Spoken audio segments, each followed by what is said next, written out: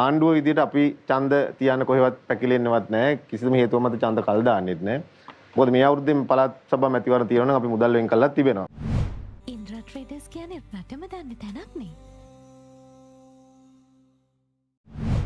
ඔබතුමාලා ප්‍රශ්නේ තියෙන්නේ දැන් අපි මේ වන විට විජිත හේරත් ඇමතුමාගේ සභාපතිත්වයෙන් මේ වන විට තීරණකාර සභාවක් පත් කළ තිබෙනවා. කැඳවලා තිබෙන වාර කිහිපයක්. ඒ අනුව සාකච්ඡා කරමින් යනවා.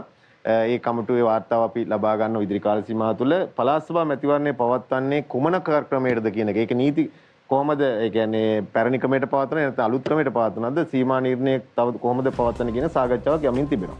ඒ නිසා ඒ සම්බන්ධව ඉදිරි කාල සීමාවේ පියවරක් ගන්න පුළුවන්. ඔබතුමාලා ජනාධිපති ඊළඟට අර කමිටු තීරණය අනුව ඊළඟට ඇත්තට මෙතුමා ගත්තොත් එහෙනම් මේ මංගාව තිබුණා අර එතුමා Facebook එකේ දාපු ඉල්ලාසීමේ ලිපියේ කාරණා ගත්තමත් මේ හෘද සාක්ෂියට එකඟව එතුමාම කියනවා විපක්ෂයේ සජබෙත් එක වැඩ කරන්න බෑ කියලා. මට අහුණා 2025 ඉල්ලාසීමේ ලිපිය. ඉතින් ඇත්ත ඒක තමයි විපක්ෂයේ දේශපාලනයේ. මම විශේෂයෙන් දුමින්දගෙන් ඉල්ලීමක් කරනවා මේ ඔබතුමාලා ඇත්තටම මේ ආණ්ඩුවේ මේ ගල්ලංගුරු ප්‍රශ්නේ වුණත් තොරතුරු තිබෙනවා නම් ඇත්තටම ජනාධිපති විමර්ශන කමිෂන් එකක් පත් කළ තියෙන පූර්ණ බලතිකක් ඇත්තටම මේ අර වටේ වංගු ගහන්න නැතුව මේ ටිල්ලින් සහෝදරයාගේ ප්‍රකාශයක් මේ ඉදින්න කරු ප්‍රකාශයක් අල්ලගෙන මේක මේ වටේ ගහන්න නැතුව කෙලින්ම තොරතුරු තියෙනවා නම් ගිහිල්ලා මේ පැමිණිලි දාන්න කිසි ප්‍රශ්නයක් නැහැ.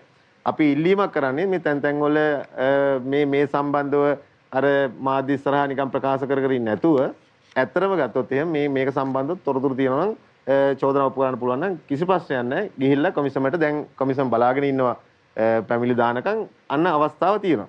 ඒ නිසා ඒකේ බාධාවක් නැහැ. ඉතින් මම කියන්නේ අත්‍තරම ගත්තොත් එහෙම විශේෂයෙන් ගත්තොත් විපක්ෂයේ කාර්යභාරයේ වියුත්තේ මම හිතනවා ඊට වඩා සාධනීය දෙයක් වෙන්න ඕන. අපි විපක්ෂයේ කවුරු හෝ ආණ්ඩුව සම්බන්ධව කිසියම් විවේචනයක් එල්ල කරනවා චෝදනාවක් නම් ඒ සම්බන්ධ සාධනීය දකින්න නම්‍යශීල වෙනස් වෙන්න ආණ්ඩුවක් හැටියට අපි ලෑස්ති. ගල්ලංගුරු ප්‍රශ්නේදී වේවා ඕනම ප්‍රශ්නකදී ආණ්ඩුවක් හැටියට එහි වෙනස්කම් කරනවද මොනවා හරි අපි අවසන් කරමු. ඔව්. ලෑස්ති අපි නම්‍යශීලීව කටයුතු කරන නිසා සාධනීය විවේචන බාර ගන්න.